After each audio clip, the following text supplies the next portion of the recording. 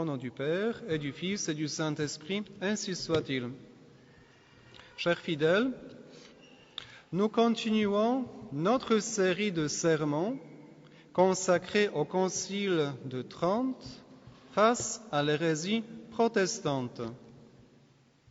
Après avoir traité la question du baptême, passons aujourd'hui à celle de la confirmation. Mais avant, voici l'annonce que le diocèse de Lyon a publiée il y a 2 ans sous le titre « Confirmation dans un cadre œcuménique ».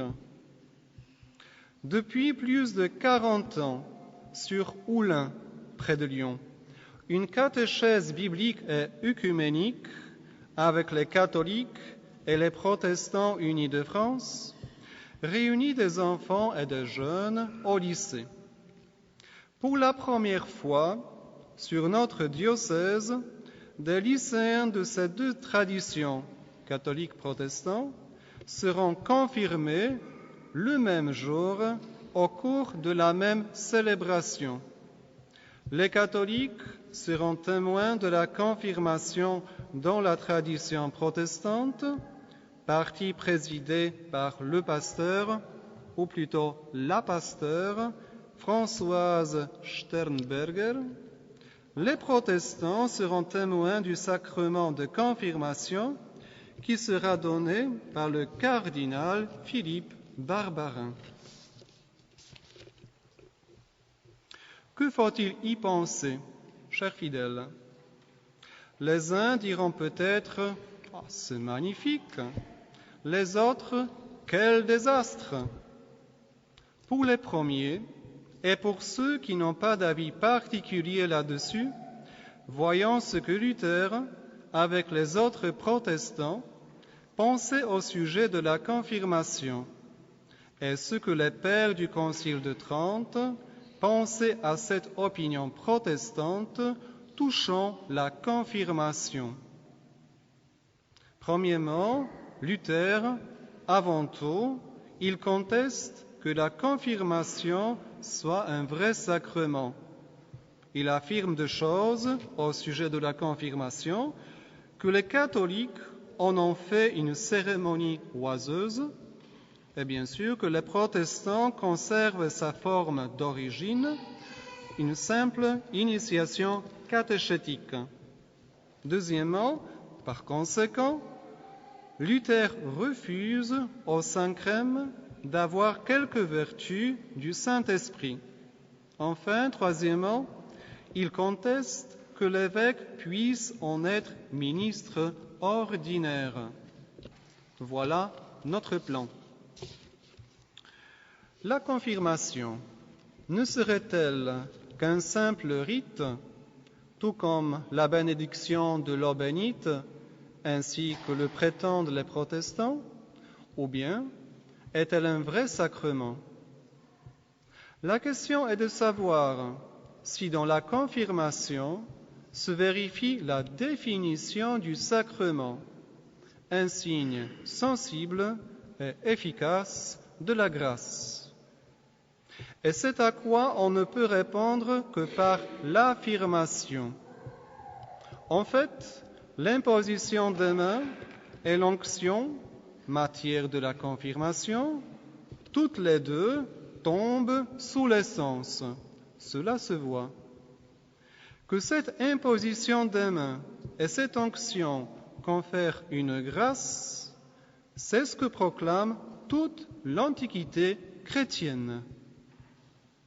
Saint Clément, pape de la fin du 1er siècle, dit ceci: « Tous doivent se hâter de se régénérer en Dieu et de se faire marquer par l'évêque, c'est-à-dire de recevoir la grâce et les dons du Saint-Esprit. Autrement, il est impossible que l'on soit parfait chrétien, comme nous l'apprenons de Saint Pierre et des autres apôtres qui le tenaient de Jésus-Christ lui-même. » Et justement, d'après l'auteur des Actes des Apôtres, Saint Pierre avec Saint Jean à Samarie, puis Saint Paul à Éphèse, ont donné le Saint-Esprit. Autrement dit, ils ont conféré le sacrement de confirmation. Saint Augustin, 5e siècle, lui, voit dans l'imposition des mains et dans l'onction du Saint-Crème la collation du Saint-Esprit, et il les appelle expressément un sacrement.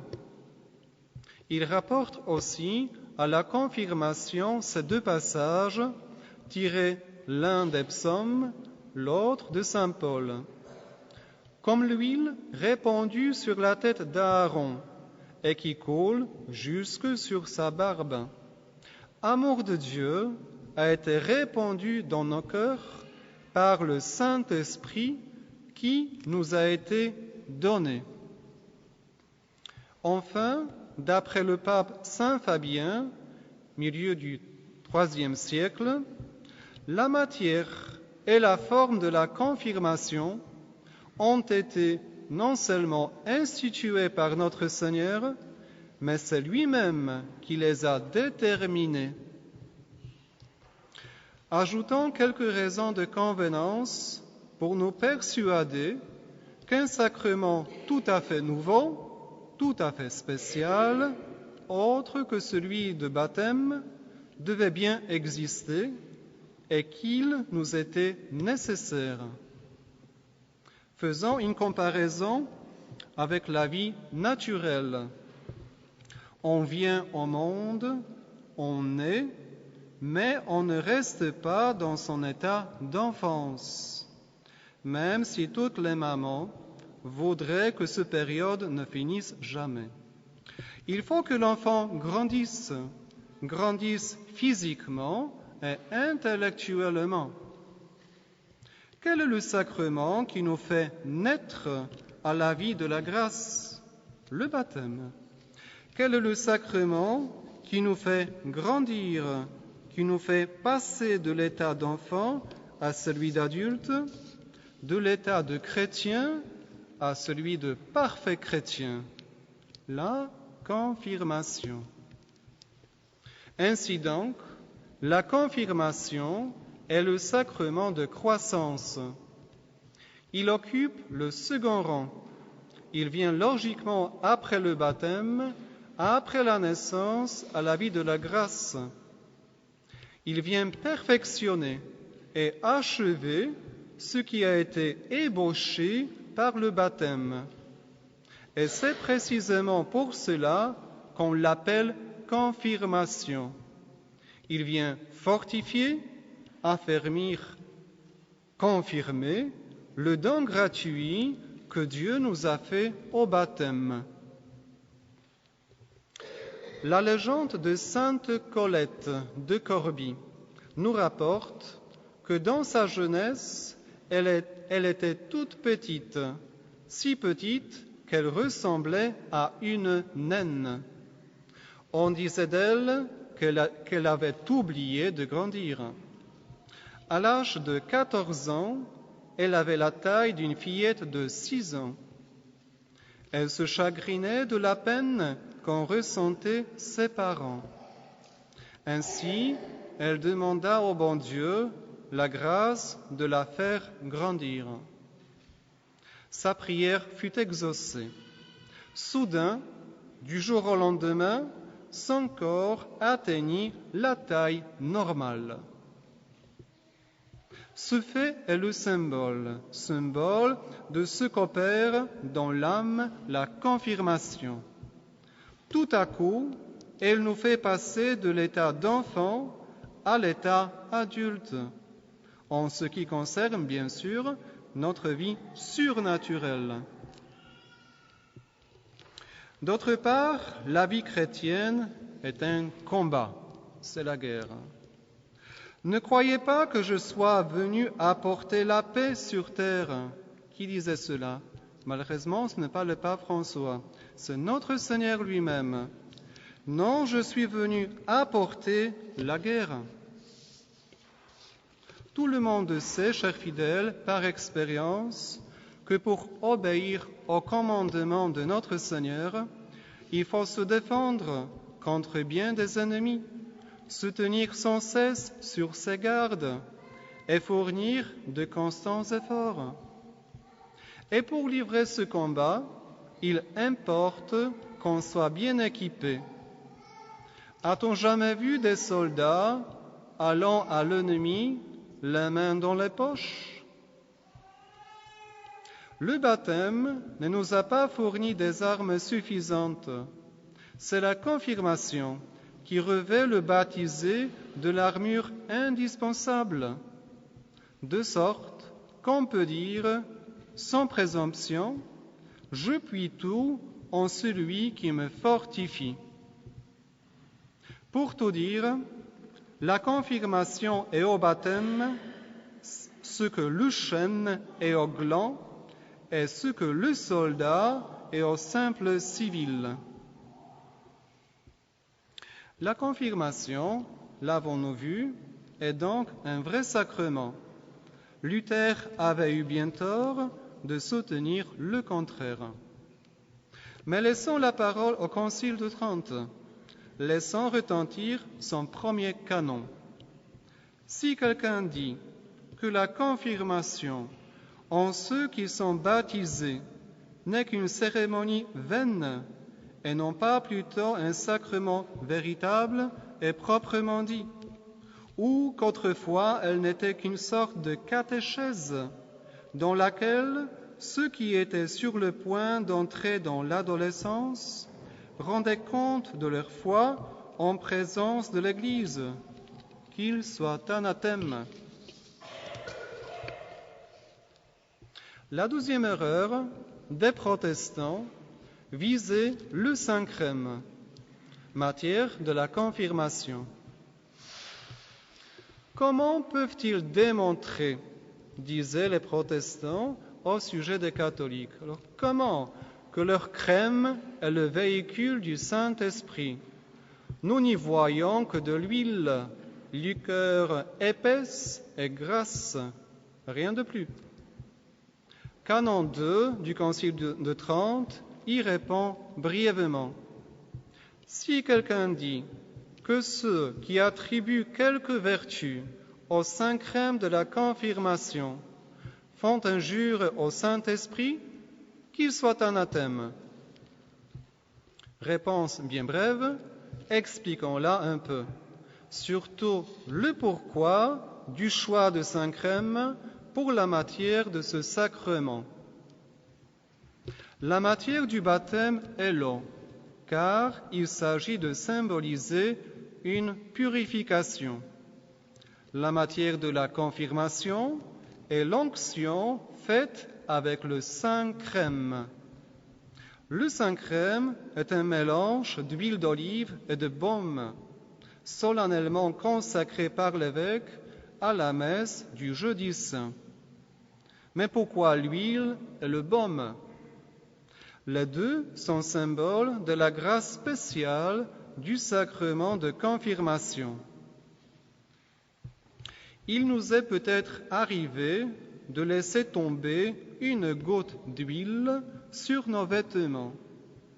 Ce n'est d'abord qu'une tache légère, mais bientôt elle s'étend et pénètre tous les tissus.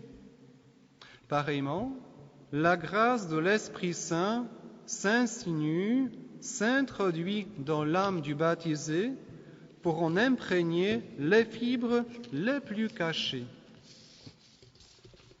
L'huile répandue sur les corps possède la propriété de les assouplir et d'en faciliter les mouvements. Avant les courses et les combats, les athlètes et les lutteurs s'en frottaient les membres. Pareillement, la confirmation munit l'âme d'une énergie surnaturelle qui permet de soutenir victorieusement les combats de la vie et, si l'occasion se présente, d'affronter joyeusement le martyre. L'huile est encore source de lumière. Jadis, les lampes à l'huile était le seul mode d'éclairage, comme dans la parabole des vierges sages et des vierges folles. Et ici, à l'église, il y a une lampe qui brûle à côté de l'autel. C'est l'huile qui entretient sa flamme. Nous pouvons alors dire que l'Esprit Saint est comme l'huile, oui, l'huile de la maison de notre âme. Il l'éclaire, plus spécialement par ses dons d'intelligence, de science et de conseil. Cherchons maintenant la signification symbolique du baume. Le baume est un parfum exquis d'Orient. On dit d'ailleurs d'une odeur qu'elle embaume. La vie du confirmé doit dégager un semblable parfum. Elle doit édifier notre prochain et répandre autour de nous ce que saint Paul appelle la bonne odeur de Jésus-Christ. Moyen simple et efficace de rendre notre foi contagieuse et séduisante. Nous voyons ainsi que le Saint-Crème, vu les propriétés des éléments qui le composent, a été très bien choisi pour être la matière de confirmation. Il nous reste seulement à traiter la question du ministre de la confirmation.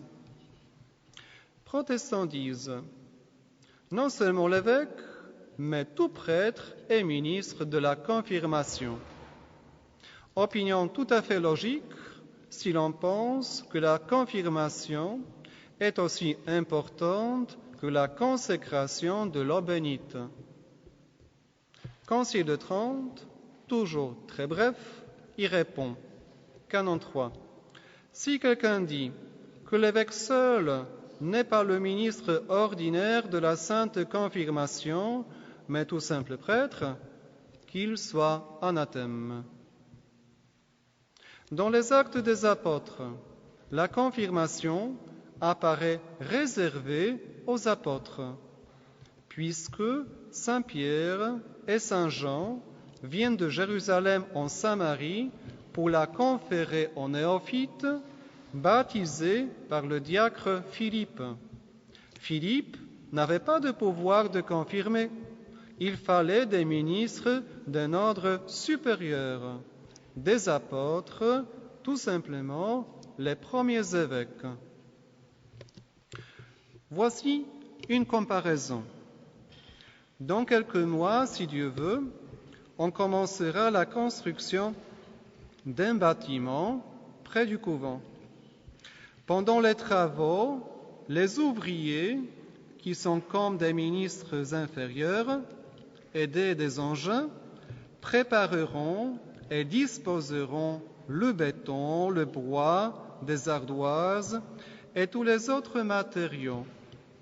Mais c'est l'architecte, aidé bien sûr par un logiciel informatique, c'est à lui de mettre la dernière forme et la perfection de l'ouvrage. De même aussi, ce sacrement, qui est comme l'édifice spirituel du salut, devait être administré par l'évêque, comme souverain prêtre, et non par d'autres ministres inférieurs. Mais vous diriez peut-être, mon père, il n'est pas rare qu'un simple prêtre administre le sacrement de confirmation. Le ministre ordinaire de la confirmation est l'évêque seul. Mais, dans certains cas, dit le décret aux Arméniens, dans certains cas, par dispense du siège apostolique, pour des causes raisonnables et urgentes, par exemple, la vie en danger d'un simple baptisé et l'éloignement de l'évêque, alors un simple prêtre peut administrer ce sacrement avec du crème consacré par l'évêque. C'est par la bonté que l'Église désire que nous entrions au ciel, non pas comme des simples enfants, mais comme adultes, spirituellement parfaits et achevés. Voici, chers fidèles, la bonne doctrine du Concile de Trente face aux erreurs protestantes touchant la confirmation. Mais revenons à la soi-disant confirmation œcuménique de Monseigneur Barbarin et de la pasteur Sternberger. Eh bien, pour une fois, chers fidèles, nous sommes forcés d'être d'accord avec Luther. Comment cela? Vraiment, c'était une cérémonie oiseuse. Et non seulement oiseuse, mais dangereuse. Dangereuse pour la foi des catholiques qui y ont participé ou seulement assisté. Cérémonie non seulement dangereuse, mais contraire à la charité. Contraire à la charité vis-à-vis des protestants. L'été dernier, nous avons fêté 40 ans du sermon mémorable de Monseigneur Lefebvre à Lille, l'été doublement chaud de 1976. Voici ce qu'il disait au sujet du dialogue entre les catholiques et les protestants. Nous aimons les protestants, nous voudrions les convertir, mais ce n'est pas les aimer que de leur faire croire qu'ils ont la même religion que la religion catholique. Pour nous tous, chers fidèles, déjà confirmés, profitons bien surtout du don de force reçu à notre confirmation. Nous en avons si besoin pour ne pas rougir de notre foi, pour la confesser, la défendre vaillamment, comme des vrais soldats du Christ, comme des chevaliers de l'Immaculée. Et justement, que celle qu'on nomme Mère de la Divine Grâce, Reine des Apôtres, Épouse du Saint-Esprit, qu'elle garde nos cœurs toujours combattants pour la foi. Au nom du Père, et du Fils et du Saint-Esprit, ainsi soit-il. Ainsi soit-il. Ainsi soit-il.